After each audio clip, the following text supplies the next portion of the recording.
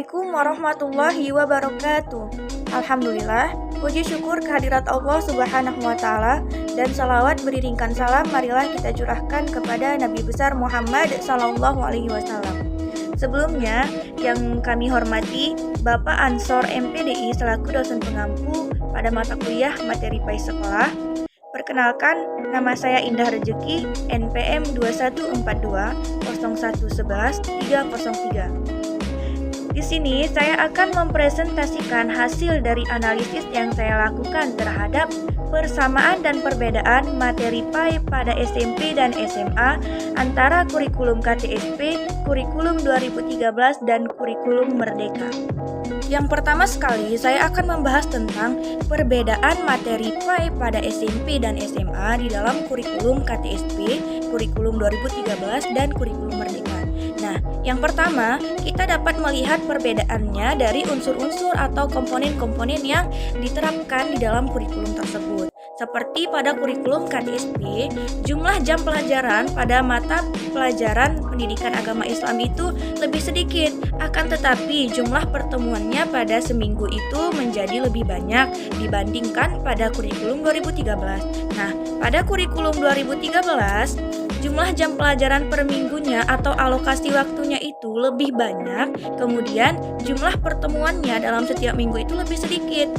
Nah, adapun KTSP 2006 ini lebih memfokuskan pada pengetahuan, sedangkan pada kurikulum 2013 lebih memfokuskan kepada kompetensi atau kemampuan yang dimiliki oleh siswa, kemudian pengetahuan yang berkaitan dengan pedagogik siswa, dan keterampilan atau skill yang akan dikembangkan oleh siswa, tentunya dibimbing oleh guru, terkhususnya di mata pelajaran pendidikan agama Islam. Sedangkan pada kurikulum Merdeka yang diterapkan di dalam satuan pendidikan, materi pembelajaran khususnya pada bidang studi pendidikan agama Islam itu lebih berfokuskan kepada materi yang bertujuan untuk pengembangan karakter peserta didik yang berlandaskan atau yang sesuai dengan profil Pancasila. Nah, perbedaan selanjutnya terletak pada rancangan atau susunan dari perangkat bahan ajar yang disiapkan guru. Itu dari setiap masing-masing kurikulum memiliki perbedaan. Pada kurikulum KTSP, jumlah materi yang disiapkan atau dirancang itu sangat banyak, mencakup dari beberapa subbab. Karena di dalam KTSP alokasi yang digunakan lebih sedikit, akan tetapi pertemuan di dalam mata pelajaran tersebut lebih banyak atau lebih sering di dalam seminggu. Kemudian di dalam kurikulum 2013 alokasi waktunya menjadi lebih banyak, jadi materinya sudah dipadatkan, kemudian pertemuannya per minggu itu jadi lebih sedikit. Kemudian pada kurikulum Merdeka lebih memfokuskan pada pendidikan karakternya dan mengasah kemampuan dari peserta didiknya. Nah, jadi di dalam kurikulum 2013 ini memberikan kebijakan penuh atau kewenangan penuh kepada siswa mau memilih bagaimana cara belajar yang efektif dan efisien, yang menyenangkan, yang dapat dengan mudah diterima oleh siswa. Oleh karena itu, pada kurikulum Merdeka ini dilakukan penyederhanaan dari kurikulum-kurikulum sebelumnya, terkhususnya pada mata pelajaran pendidikan agama Islam. Sebenarnya, pada materi PAI di sekolah SMP dan SMA itu dari setiap masing-masing kurikulum, dimulai dari kurikulum KTSP 2006, kurikulum 2013, dan kurikulum Merdeka itu tidak banyak memiliki perbedaan. Hanya saja setiap kurikulum atau setiap dilakukan pergantian atau penyempurnaan kurikulum itu memiliki penambahan, penyempurnaan atau penyederhanaan dari materi-materi yang diajarkan, khususnya pada mata pelajaran pendidikan agama Islam. Faktor yang menyebabkan terjadinya perubahan atau penambahan dari materi tersebut seperti yang telah dijelaskan tadi, yaitu adanya perbedaan dari alokasi waktu pada setiap kurikulum yang diterapkan. Kemudian materi-materi yang diajarkan itu sudah mencakup ke dalam beberapa bagian. Nah, selanjutnya saya akan menjelaskan tentang persamaan dari materi PAI di SMP dan SMA dalam kurikulum KTSP, kurikulum 2013, dan kurikulum Merdeka. Persamaan pada materi PAI di SMP dan SMA di dalam kurikulum KTSP, kurikulum 2013 dan kurikulum Merdeka, yaitu bisa kita lihat terletak pada tujuan dari pendidikan atau tujuan dari pembelajaran khususnya pada materi pendidikan agama Islam. Nah, dalam masing-masing kurikulum itu memiliki tujuan yang sama dalam pendidikan agama Islam, yaitu untuk membentuk manusia yang beriman, bertakwa kepada Tuhan Yang Maha Esa dan mampu menjaga kedamaian serta kerukunan antar umat beragama.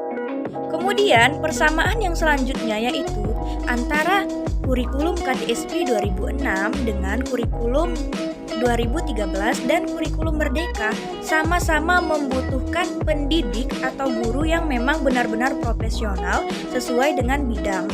Nah, khususnya pada mata pelajaran pendidikan agama Islam. Karena jika guru tidak profesional, maka tidak memiliki kompetensi yang penuh untuk mentransfer ilmu pengetahuan tersebut kepada peserta didik.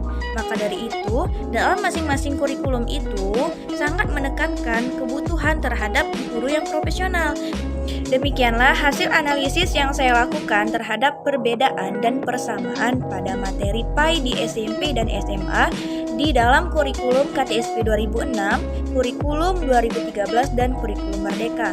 Nah, adapun kesimpulannya yaitu perbedaan yang terdapat dari masing-masing kurikulum pada materi PAI di SMP dan di SMA yaitu terletak pada alokasi waktu yang diterapkan di dalam setiap materi, kemudian di dalam penyusunan dari materi tersebut dan perbedaannya di dalam kurikulum 2013 dan di dalam kurikulum Merdeka itu materinya sudah lebih dicakupkan atau sudah lebih dipadatkan karena alokasi waktunya sudah lebih banyak daripada yang KTSP tadi. Kemudian persamaan yang terdapat pada materi PAI di SMP dan SMA di dalam masing-masing kurikulum tadi yaitu terletak kepada tujuan pendidikan dari agama Islam tersebut, yaitu untuk membentuk manusia yang beriman dan bertakwa kepada Allah Subhanahu wa Ta'ala.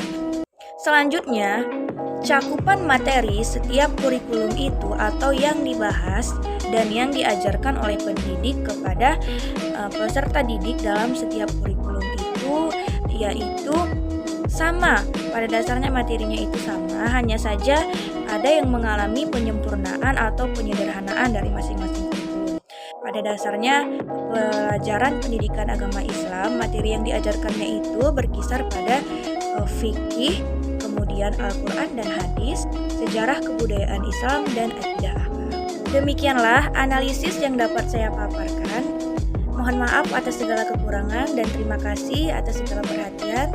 Saya akhiri, wabillahi taufiq wal hidayah. Wassalamualaikum warahmatullahi wabarakatuh.